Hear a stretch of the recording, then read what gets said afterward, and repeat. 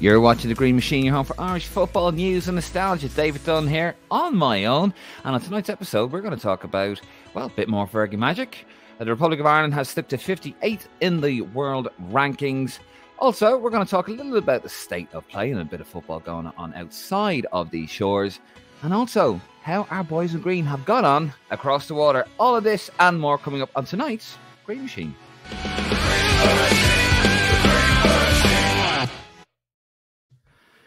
Now, first of all, just apologies that we haven't done a live episode for you this weekend. Real life's got in the way, unfortunately. Well, I've got one lad in Paris and another lad in West Cork. Not East Cork, not South Cork or North Cork, if that's a thing. West Cork. That's Martin, of course. Probably kissed a runway as he landed back in Ireland. Yeah, so real life in the way, unfortunately. By the way, in Cork, is there a wall or something that I'm not aware of where, you know, the east side is a bit poorer than the west side? I don't really know. I'm not having a go at Cork, I swear. My family are actually from Cork. My grandfather's from Cork. That's probably why I'm a bit argumentative at times. But anyway, listen, thank you very much for joining us. My voice isn't as dulcet as I'd like it to be. A little bit of the allergy going around London at the moment, so I will do my best. And we're going to do our best for you here today. I would always say, we are sure, easy for me to say, even when it's not live, I still can't get the words out of my mouth. We are Irish football's most interactive podcast. So I would normally say, leave a comment, get involved. Still leave a comment, get involved. Tell me what you think of my comments here, because I might do a little sort of receipt type episode. Not receipt, that makes it sound so cynical, but be nice. No, I might do a video or an audio where I might respond to some of your comments and answer some of your questions. So do comment below. Of course, as always, please subscribe to us on YouTube, and you can head over to the Twitter, Facebook channel as well, and over on Instagram. Right, so I think we best get into it, really. There's a fair bit to talk about, actually. It's funny when United lose quite convincingly. The two United fans don't show up. Yeah, coincidence or not. Nick's probably in his basement somewhere. Anyway, we're going to start with our boys in green. Let me try and find the video bit here. Hold on. Where are we? He always moves it around on me, Nick, when I'm not here. Here we go.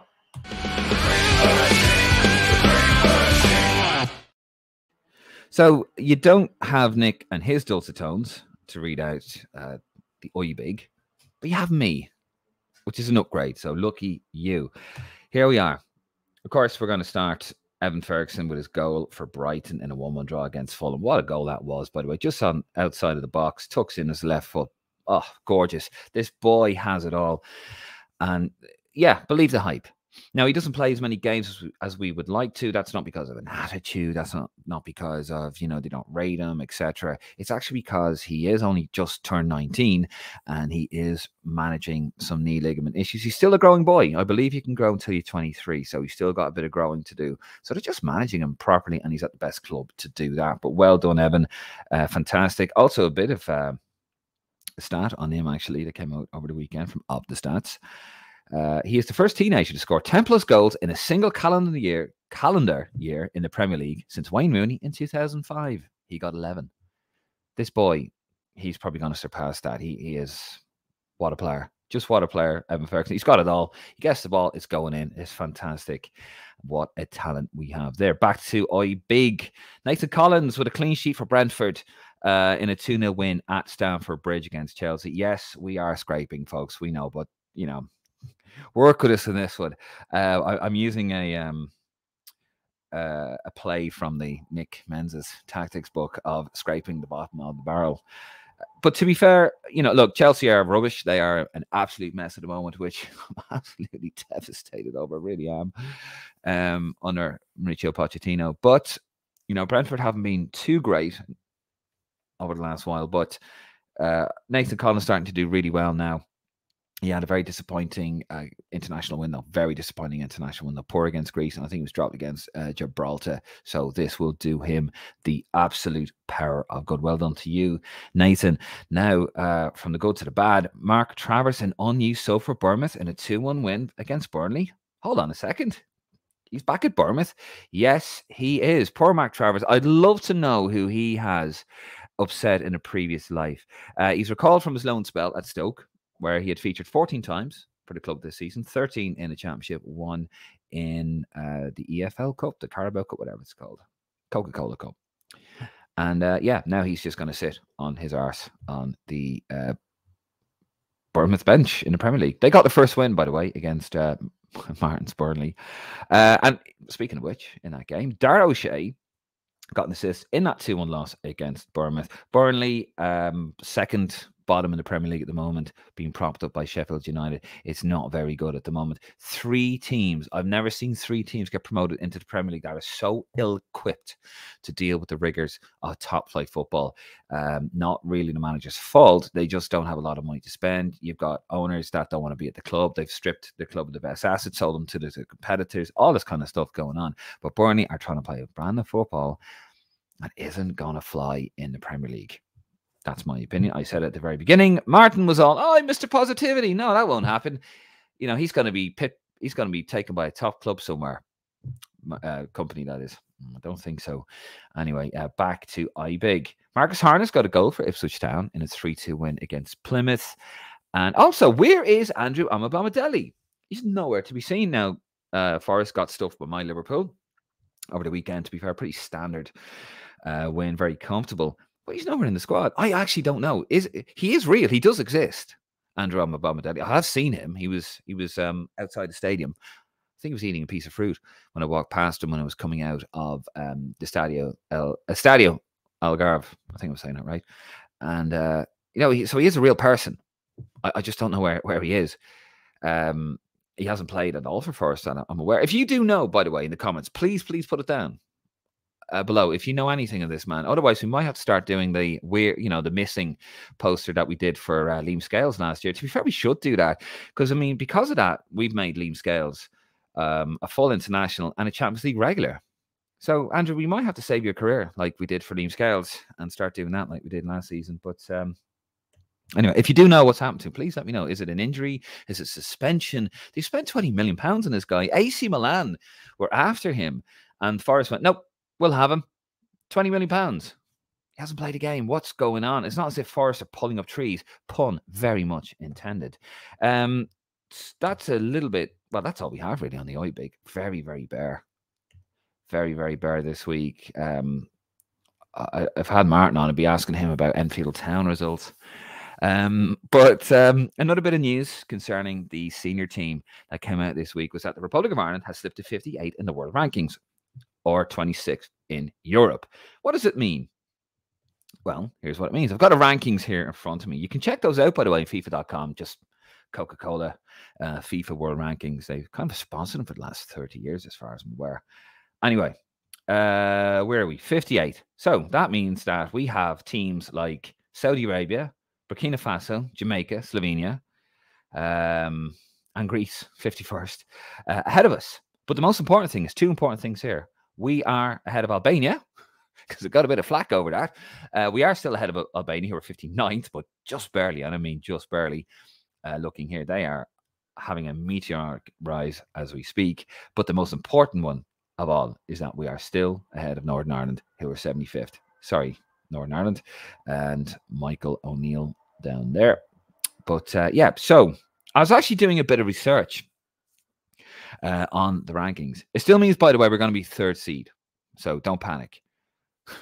And we're still in pot B in the Nations League, but the 3rd seed for the qualification campaign, the World Cup campaign that will begin in 2025. Of course, next year will be friendlies in the early part. We will be fodder for European Championship finalists, and then we will have the Nations League next autumn, and then we have to qualify us from 2025.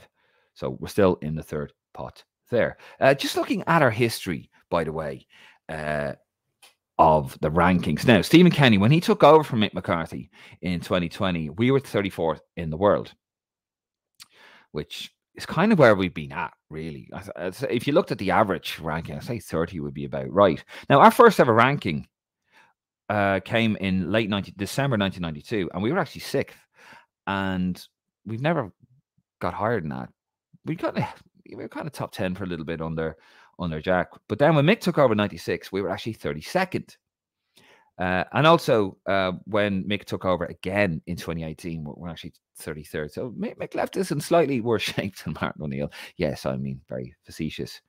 And we were 57th in November 98, actually, funnily enough, when Mick was in the middle of a rebuilding job, because he was left a mess by Jack. And I love Jack, but let's be honest here, let's have it right. Now, you're probably thinking, 58, is that our worst ranking? Because I thought that has to be there. Nope. I couldn't believe this, but after doing a little bit of digging, our worst ranking was actually 70th. 70th in the world. And that came in June 2014. We were 70. Ireland. That's incredible. So, I mean, obviously, just looking, what it means now, the optics of this for Stephen Kenny, who we believe is going to be relieved of his duty as Ireland manager on the 28th of November after the FAI had their board meeting, when it'll be a full week after we play our final game against New Zealand, which is a friendly. Now, we still could be in a playoff. We don't know. It doesn't look good for the manager. It is another stick to beat Kenny with. And I think it's fair, because world rankings, especially over 3 years, well, it's an accumulation of your work, isn't it? It's a portfolio of your work. And his work hasn't been good enough. Now, we gave him time. There was always going to be pain. I mean, we went from 32nd in the world to 57th in the world. We dropped 25 ranking points. Ranking places when Mick took over, because he had to go in, he had to rip it all up again, he had to start all over, he fell out with players, etc., etc. And we got the thing going again. And then, we flew back up. And I think the highest we had under Mick was 12th or 14th. I can't remember. I think it was 14th with him, with Mick, and 12th under Kerr. Anyway, I digress. But with Kenny, we haven't gone up. We're 3 years into it. We've slipped badly. We've slipped 24 places. It's not looking good for Stephen Kenny, and it is right for the FAI. That will be another mark against him, as well as the poor results, as well as going around in circles on a downward trajectory, or maybe just plateauing. It doesn't matter. I mean, you could turn around, even if you're a Kenny-ite. It is his birthday, by the way. Happy birthday, Stephen Kenny. And I hate doing this, but we've got to call it as it is. But yeah, they're going to look at that and think, with all of that going on, Stephen, it's just not working. And this is just another mark against the Stephen Kenny era. So there you go. 58 in the world, 26 in Europe. 26 in Europe is not as impressive as you think at all. So yeah, we're going to move it on from that depressing reads and to a little bit of the state of play. Where is it? Where's my little machine thingy? Hold on, I'm trying to find it. Ah, here we are.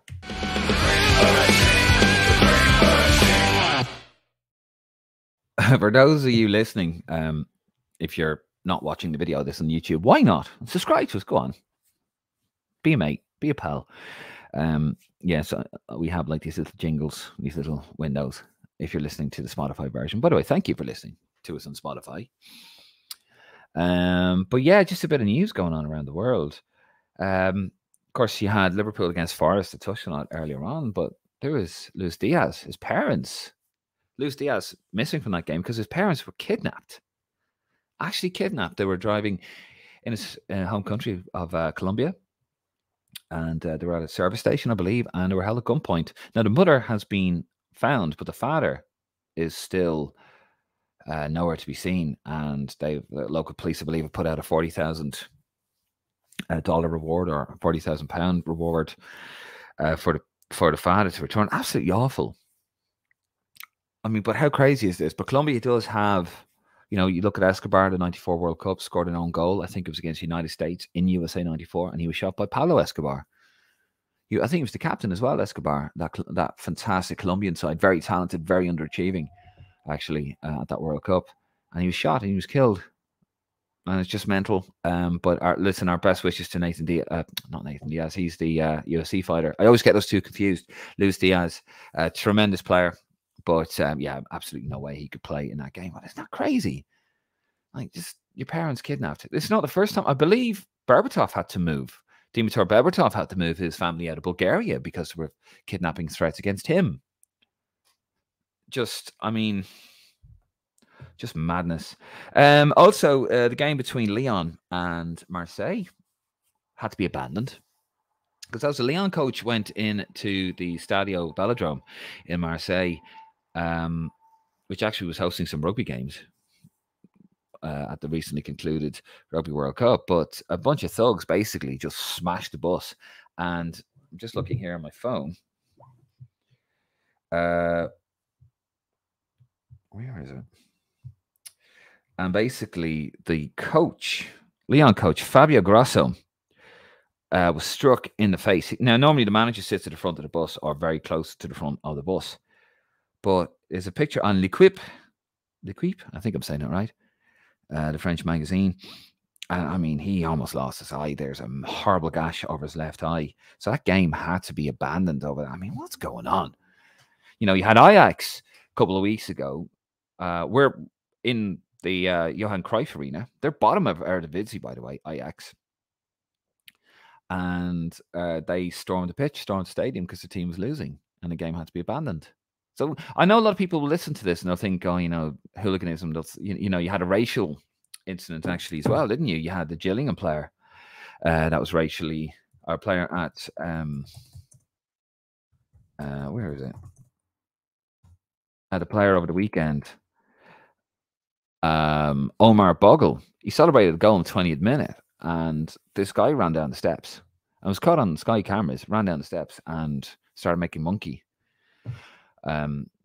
gestures towards Omar Bogle. Now he's been arrested, and you know he is going to be banned. He's banned for life, and he's going to have a jail sentence, and rightly so. It's disgusting behavior, quite frankly. But it's not just in England these things are happening. You know, you saw what happened with West Ham last season at I think it was AZ Alkmaar in the semi-finals of the Vauxhall Conference, sorry, the Europa Conference League game, and basically their ultras just attacked West Ham fans and were held off actually by two lads. One lad, I can't remember his name, but he got a ticket for the final. But they went for the players, and the players had to jump in to protect their families. What is going on in continental football? We had the incident as well, didn't we? In Athens. I was completely oblivious to it. Stephen from Risk London came over. He walked around, and we were doing the post match, and he said that they left the section closed. It almost caused a massive crush for Irish fans. Thankfully, no one died. And you know, the authorities have to do better. You saw in France, Paris, the Champions League final against Liverpool. Of course, the authorities came out and blamed Liverpool fans, as you do. That seems to be, you know, the textbook go-to option for the authorities. And it turned out, actually, no, it was UEFA, it was the local authorities, it was local thugs, it was the police. It was just a shit show, pardon my language. So what is going on in continental football? It's all a bit mad at the moment. Speaking of which, actually, the Spanish lad, what's his name? The former Spanish chief, Rubi Alis, he's been banned by FIFA for 3 years over that Jenny Hermoso kiss. Yeah, I mean, of course, the kiss was completely, what is the word I'm looking for? Unconsensual, non-consensual kiss. And yeah, you know, let's be honest, you see this guy, I've never met him. He's a former player, but when you see him in the box, in the royal box, and he's, you know, gesticulating and he's got his hands on his crotch and he's giving all that, you think this guy's a bit of a gobshite, let's be honest here. And, you know, he grabs the player and gives her a full smacker on the mouth. Just grabs her. Have some of that. You can't be doing that. And here's the thing as well. You got to be, you know, there was comparisons made about Klopp by Simon Jordan, actually. And he was saying, well, you know, there's one where he's celebrating. He picked up one of the female members of staff and gave her a big hug. And people say, oh, you know, I think the difference is that, you know, Klopp is, from what I'm led to believe, is liked amongst the club. Where this Rubi Alis guy is a bit of a gobshite, and they didn't like him. They wanted him out. And I think it was just the final straw, really, you know, and they used it as a vehicle to get rid of him. And yeah, you reap what you sow. But a very toxic situation in Spanish football at the moment. But he's gone. He had to step down. He wouldn't. I think his mother went on hunger strike as well. It's crazy. He should have stepped down straight away, and he would have saved himself a massive, massive ordeal. But yeah, but major problems there. I think they went through 70 players. They've gone through 70 players in the last couple of years, and he still managed to win because he didn't want to play for him. He didn't want to play for the establishment there of Spanish football, and he still managed to win the World Cup. That's incredible. But anyway, that wraps up sort of what's going on at the moment. Not just across the water, but beyond the water as well. And actually, do you know what? I forgot. I'm going to go back on it. I'm going to break my own little rule. There's a couple of little bits, actually, I meant to mention in IBIG before I go. Naj Razi, who is a young lad who plays for Shamrock Rovers, but he is wanted by Real Madrid, Chelsea and Arsenal, according to the Mirror. Razi turned 17 last week, which means he can't move to the UK until January 2025, but it opens the door for a move to Spain now. Would you really want to go there? According to the Republic of Ireland tracker player, that is that last bit there, our friend Connor over there, great Twitter page, give him a follow, and of course Irish Football Blog as well. And speaking of which, something it's brought to my attention actually going through on Twitter on Kenny's Kids, or Ireland, what's it called, Ireland Radar now. It's not Kenny's Kids anymore. Obviously getting ready for the next for the next installment of the Irish Football Manager. But and I like Ronan. I've nothing against Ronan, by the way. He's a nice lad. Decent lad, and look, he knows his stuff, and he's into his stats, and fair play to him. But he's a big fan of Jamie McGrath. Excuse me, this really should have gone into the IBIG, but forgive me, I'm on my own. But he put this up here yesterday ahead of Aberdeen playing against Kilmarnock in the SPFL, and he shared it there. You can see it on the screen if you're watching us. Jamie McGrath starts for Aberdeen. A reminder: Ireland have only lost twice when he's featured. Portugal away and Netherlands at home. Started in draws with Portugal at home, Serbia at home, and 6 wins against smaller nations. Ireland scored 19 goals across those matches. Now, as I said, I've nothing against Ronan. He's a good lad, and he does know his stuff. Now, he's clearly I know he's a Stephen Kenny fan. He put out a very tactical, in-depth piece, by the way, putting a case for Stephen Kenny, and that's fair. But I'm sorry, I'm not having that. That is optimism bias in its purest form. What has Jamie McGrath? He did well against Portugal away. A game we lost, by the way. And we faded away badly. We did well. If you want, see, this is why I like to go back over the old matches and sort of go against the narrative, give you facts over narrative. And this is narrative over facts. What we're seeing here. Jamie McGrath has flattered to deceive. He's one of those. There was a saying there. There's an old saying that if you get up a couple of times a year, you'll have a reputation as an early riser for the rest of your life. That is what's going on here with Jamie McGrath. He's had a couple of decent games, and everyone thinks he's Pele. Not at all. The game against Portugal, we faded badly. We lost 2 goals in the last minute. Netherlands at home, it was just we started well, faded, but Netherlands are a mess. The game against Portugal at home, I don't remember. I was there. I don't remember him doing anything in that game. We should have won that match, actually. The game against Serbia at home, I believe, was after the Portugal game. He wasn't to be found. He was missing. We're going to do a missing poster for him. He was terrible. This is a guy who has failed to settle in English football for whatever reason. I don't know. He was at Wigan. He was bombed out of Wigan. And by the way, against Kilmarnock, he was taken off on the 71st minute. I don't see the appeal, but there's a lot of people out there that really, really like him. I don't see the appeal. I really, really don't. And I just think those stats there are absolute nonsense. I'm sorry, Ronan, if you're watching, I just don't agree. I just, that he has nothing to do with any of that. But anyway, we're going to leave it there. Thank you very much. Shorter episode as normal. We'll try and get back to our regular programming next Sunday. And of course, probably won't see too much of myself, unfortunately. I know. But I will try and get out to you guys as much as I can. Real life, yet again, getting in the real way. Real life in a real way. Yeah. I think that makes sense. But of course, we will have the international window. We will be going to Amsterdam. We will be in Dublin for what we expect to be Stephen Kenny's last game. Some big things coming your way from us, from the Green Machine. We've got some big ideas, big plans for next year. Really exciting time, and I cannot emphasize that enough for the YouTube channel as well. We're going to have a rebrand.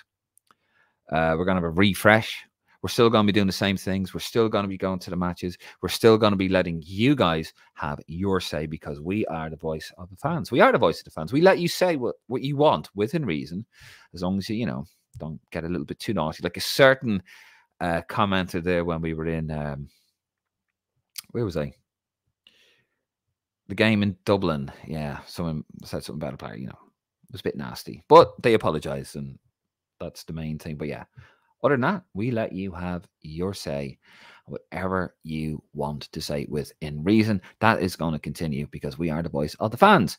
So on that bit of self-flagellation, is that a word I'm looking for? I'm going to leave it there. But guys, thank you very much for watching. Have your comments, have your say. If you agree, disagree with what I've said here, go for it. Let me know. Might do a little response video later on during the week. Maybe even a live one. Who knows? But it might be about 2 in the morning. Anyway, guys, listen. Good night. God bless. And yeah, I just hope you all have a lovely day. Bye-bye.